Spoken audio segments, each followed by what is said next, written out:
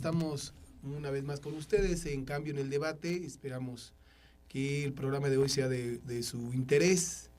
Y bueno, pues está con nosotros el maestro Víctor Fonseca. Muchas gracias por acompañarnos. Él es miembro de la Dirección Colectiva Estatal Democrática, miembro del Magisterio Estatal, parte de los que en este momento están viviendo todo el proceso que se está desarrollando a partir de la aprobación de las leyes secundarias derivadas de la reforma al artículo 3º constitucional y 73, que dan un paso hacia la evaluación de los maestros en servicio a partir de 4 rasgos centrales de esta reforma, entendida como una contrarreforma laboral y administrativa por parte del Magisterio Nacional, pero también por parte de varios intelectuales que han reconocido en esta ley un retroceso en materia laboral, ya que establece por primera vez un rasgo que me parece realmente grave, que tiene que ver con que si el maestro es echado de un centro de trabajo, no puede, y así lo dice la ley, no puede recurrir a los tribunales laborales para su defensa, es decir, no entra el arbitraje ni la conciliación de un tercero en discordia, que venían siendo los tribunales laborales, y que para efectos de esta nueva ley, bueno, pues los tribunales desaparecen en una contradicción enorme con el artículo 123 constitucional en materia laboral. Buenos días, Víctor. Muy buenos días, maestro Juan. Se aprobó ya por parte de los diputados, tal y como se veía venir, la reforma en contra de, yo diría, la mayoría del Magisterio Nacional, en este momento movilizado en muchísimas partes del país. Y aquellos que pensaban que solamente era la coordinadora, o como dijo en una entrevista por televisión el actual secretario del Pacto por México, Acosta Naranjo, del PRD, los que están en la plancha del Zócalo no llegan a ser más de 15,000 los que se oponen a la ley, en una actitud francamente cínica. Está aprobada. ¿Qué sigue? ¿Qué está haciendo el magisterio ahora? ¿Qué va a pasar en el futuro con este movimiento de oposición? Bien, agradezco la invitación, maestro Juan. Bueno, consideramos que estamos observando un panorama muy complejo. Tenemos, por un lado, movilizaciones a nivel nacional. Tenemos movilizaciones en cada una de las entidades que se han manifestado en contra de esta mal llamada reforma, sino nuevas condiciones de trabajo para los trabajadores de la educación. Y estamos observando también en los centros educativos alguna colocación de mantas en donde están inconformándose, pero no han dejado de trabajar. Es indignante para todos observar que la mayoría de los legisladores han basado sus opiniones de que esto es producto de una minoría, esta reacción es producto de una minoría con base en lo mediático, con base en lo que observan, con base en lo que ven en el Distrito Federal. Por supuesto que todo el Magisterio Nacional no va a movilizarse al Distrito Federal porque sería una operación incluso costosa e ineficiente. Los sindicatos están de alguna forma aprovechando esta coyuntura para agregar adeptos a sus grupos, y esta situación solamente nos deja en desventaja al magisterio como tal. Vemos con preocupación la posición del CENTE, una posición de entreguismo total, una posición de alinearse con las políticas de gobierno federal, y observamos una reacción tardía de parte de la CENTE, en donde la situación fue que hubo un distractor que viene desde el encierro de Elba Ester, y la CENTE no reacciona porque ve con complacencia que si el Estado, bueno, el gobierno más bien puso a Elba Ester, bueno, pues el mismo gobierno la encierra, y la CENTE no actúa observando que constitucionalmente se iba a generar una modificación que al día de hoy es irreversible, a lo menos en este periodo gubernamental, y nos tiene en una condición de vulnerabilidad, de flexibilidad en nuestro trabajo, y en donde estamos observando que nuestros derechos han desaparecido en un plumazo. Sí, claro, nos observamos los dos madruguetes, este doble madruguete, en donde vimos bocas cerradas y manos levantadas de legisladores de derecha principalmente. Claro, con algunas decepciones que por ahí se generaron de algunos legisladores de izquierda que esperábamos una posición firme y sin embargo, bueno, se movieron por conveniencias de tipo político. La situación es que los legisladores por consigna votan un documento que incluso muchos de ellos manifestaron posteriormente que no conocen. Entonces tenemos nosotros hoy una preocupación fuerte. Las leyes aprobadas para el magisterio no fueron revisadas por quienes los aprobaron. No hubo un consenso social en donde el magisterio estuviese integrado. La duda aquí grande es, ¿se van a acompañar estas leyes por parte del magisterio? ¿O se van a seguir las instrucciones que está dando la CENTE, desobediencia civil? El recurso legal que nos están planteando algunos trabajadores de las leyes que tiene que ver con el planteamiento de los amparos, estos famosos que nunca han dado resultado alguno y que solamente se han manejado bajo ciertas situaciones no muy claras hacia dónde se han destinado estos recursos, millonarios por cierto. De alguna forma observamos también en el panorama una confusión magisterial. No sabemos hacia dónde vamos caminando, no sabemos qué es lo que vamos a aceptar dentro de nuestro trabajo, dentro de nuestras funciones. Los directores van a ser superdirectores ahora, porque como lo está planteando la ley, pues ellos son los que más funciones van a tener y más poder incluso se les va a otorgar. Los supervisores van a ser ahora entonces vigilantes. Los maestros, los docentes, son los únicos responsables, como lo señala la ley, de proceso educativo. Estamos observando con mucha preocupación que esta ley realmente viene a ser retrógrada. No le vemos un avance, una mejoría como tal. Sí, quizás se ha buscado la manera de evitar, por ejemplo, el ausentismo en los maestros. O sea, maestros faltistas, indiscutiblemente con esta ley, van a ser sancionados. Maestros que de alguna manera no tienen la voluntad de ser maestros, no se capacitan, no se preparan, no aportan a la educación, también van a ser detectados por esta ley. Pero ¿dónde quedan aquellos elementos positivos, digámoslo así, de la educación que no necesariamente son perniciosos, como por ejemplo los maestros con singularidad en sus prácticas educativas? Al no ser estandarizadas, entonces ellos van a quedar fuera. Aquí también maestros que de alguna forma se señala, no deben ser politizados los maestros, es un reclamo de los legisladores. Los maestros se han politizado y esto ha venido afectando al sistema educativo. Nosotros nos preguntamos, ¿entonces la política es solamente materia absoluta y propiedad de los legisladores? ¿Los maestros no debemos ser políticos? Aquí es donde estamos estableciendo dentro de un sistema como tal que la política o el que el maestro esté politizado es para que él mismo participe de normas y conductas que relacionen con sus compañeros y su trabajo. Se está observando y se está castigando incluso la actitud de protesta con base en un derecho, la actitud de protesta que pueda tener un maestro ante una situación de queja porque no está adecuada la política. El maestro tiene derecho a manifestarlo en las plazas, en los lugares públicos. Y aquí se maneja también la ambigüedad de que, bueno, tu derecho termina donde empieza el mío. Sin embargo, nunca se plantea de manera viceversa. Mi derecho a transitar por una calle termina cuando empieza tu derecho a protestar. Así no se observa, siempre es a la inversa. Nos preocupa mucho también dentro de lo que tiene que ver con el ambiente sindical, el que algunos grupos están buscando fragmentar o atomizar, por ejemplo, al Sindicato Nacional de Trabajadores de la Educación, al que todos pertenecemos. Entonces sí hay acciones que están comprometiendo a este sindicato al que todos nos debemos y que es el último bastión que tenemos. No, pero además la ley lo deja fuera.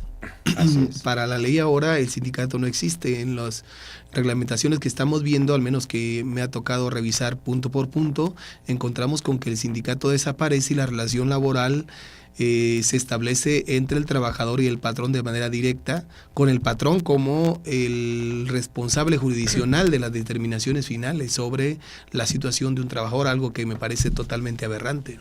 Sí, bueno, aquí creo que es un triunfo de Emilio, el tremendo Emilio Chuaifet, nuestro secretario de Educación, que más tiene tintes de aquellos políticos de antaño que decían usted va y usted no va, ¿no? Entonces, estos políticos fuertes, esta actitud tremenda de este funcionario que dice y se atreve y con arrogancia lo señala en los medios.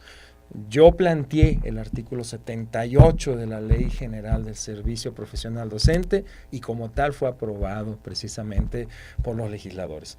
Un artículo que habla de personas, aquellas personas que vayan a tomar alguna función que obstaculice o que no tenga que ver con lo docente, con lo directivo o con lo de supervisor, pues váyase con permiso el tiempo que usted quiere estar en su comisión. Entonces aquí, yo considero que aquí es donde él hace uso de esta expresión para decir, bueno, aquel comisionado sindical no está frente a grupo.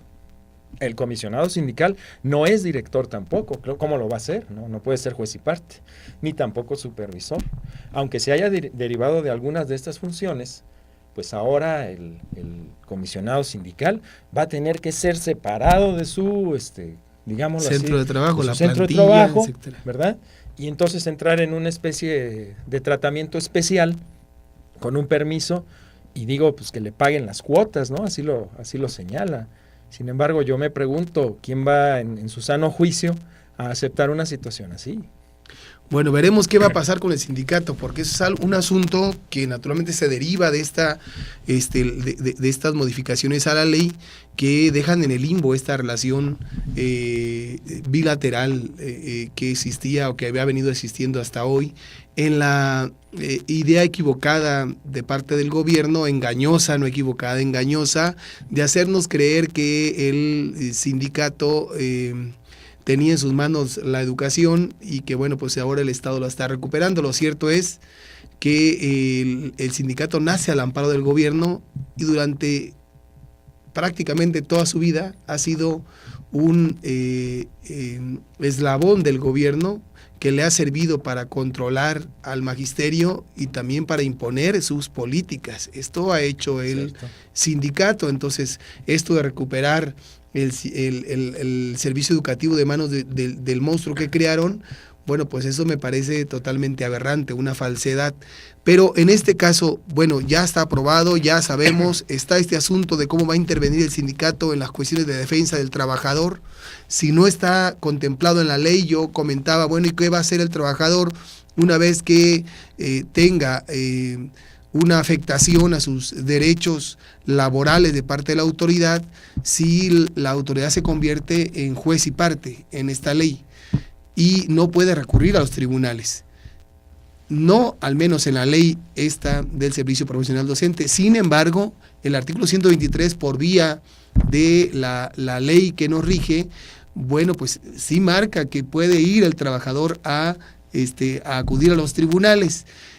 El asunto queda en manos del tribunal de decir, bueno, ¿hay materia o no hay materia para atender tu caso?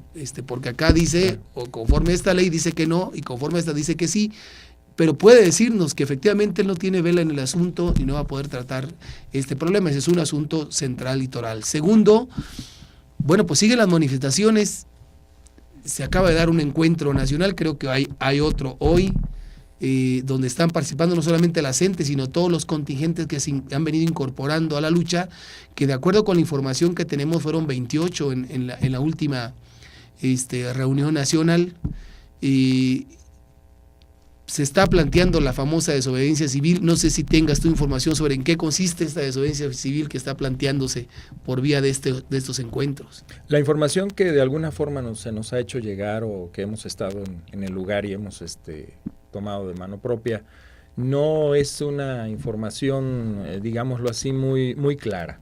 Se plantea la desobediencia civil, pero de alguna forma no se nos indica adecuadamente bajo qué método se tiene que seguir esta desobediencia civil.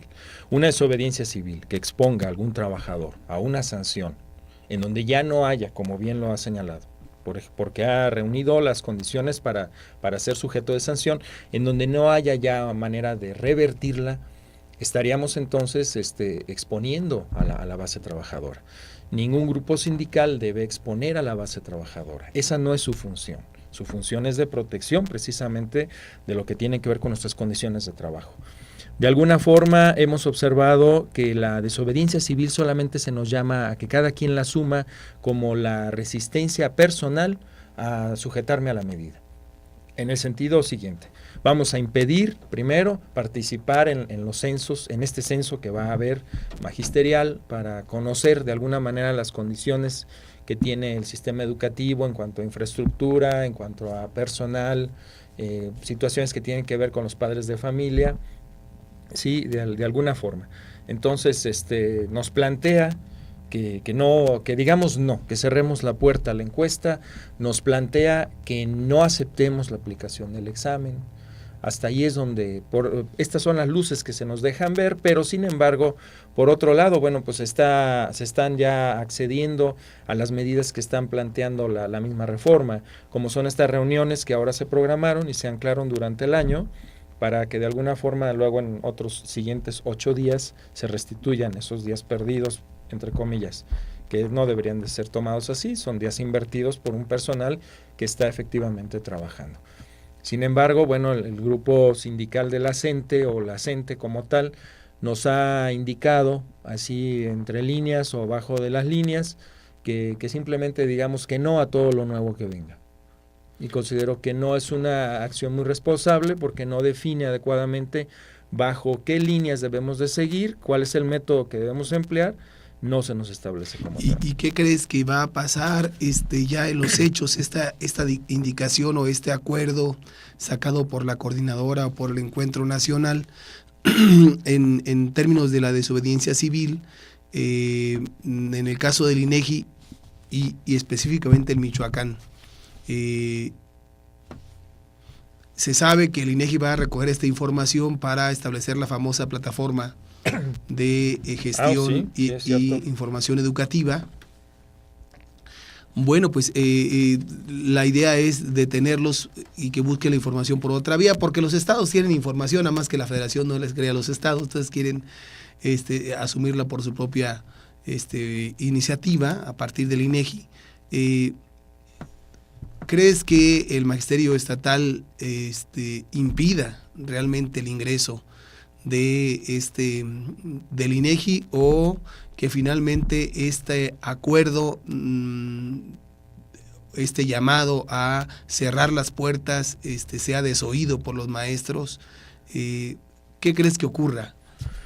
Bueno, tomando un poquito un contexto previo, yo considero que esto de la educación se ha venido manejando como una telenovela, porque la ha venido manejando extraordinariamente Televisa con sus grupos, que de alguna forma han acaudillado esta situación, y van ubicando al maestro como el personaje, el malo en la novela, el malo bajo toda la maldad. De alguna forma, cualquier acción que tenga que ver con la protección, desde el punto de vista de maestro, con la protección de mis derechos, pero desde el punto de vista de la sociedad, con esta cerrazón, con esta situación retrógrada, con esta actitud fanatizada por líderes sindicales. Así nos ve la sociedad, nos ve como grupos fanatizados que no entendemos para qué nos movilizamos, y de alguna forma esta acción de cerrar la puerta al INEGI es muy perjudicial. La podemos observar bajo cualquier esquema. ¿Por qué? Porque el INEGI de alguna forma nos va a aportar datos útiles como en qué condiciones están las escuelas en Michoacán, bajo qué condiciones están trabajando los maestros. Sin embargo, bueno, si accedemos a esta medida, estaríamos le dando la puerta abierta a la reforma y tendríamos problemas de alguna manera, por decirlo así, con nuestros líderes sindicales, porque estaríamos en una doble desobediencia. Entonces no hicimos bien la tarea que teníamos que hacer con el INEGI, pero a la vez tampoco cumplimos con la desobediencia que nos están citando los líderes sindicales. Si esta medida es negativa, es tan perniciosa, debe ser impedida desde la parte central y no necesariamente desde cada centro, en donde cada padre de familia se confronte con sus maestros, porque los padres de familia están deseosos de acceder a este instrumento y aplicarlo tal cual. porque de alguna manera están distraídos en el espectáculo de que son ellos los encargados de ser los justicieros para que los maestros malos entremos o entren en la medida y sean y reciban su castigo. Y el maestro, sin entender mucho la actitud del padre de familia, pues va a tener que tratar de explicar o confrontarse con los padres de familia en sus centros, y el funcionario de INEGI, que nada tiene que ver en este asunto, pues va a tener también que participar ahí en cierta forma para tratar de mediar el conflicto que pueda haber entre uno y otro. Quiere decir que viene un conflicto, digamos, de baja intensidad. El conflicto central empieza ya a ubicarse en las entidades y vamos a tener, creo yo, un conflicto permanente durante varios meses en el magisterio por esta reforma que a ojos de todo mundo es una contrarreforma laboral y que requiere naturalmente de la atención de todos nosotros. Te agradezco, Víctor, la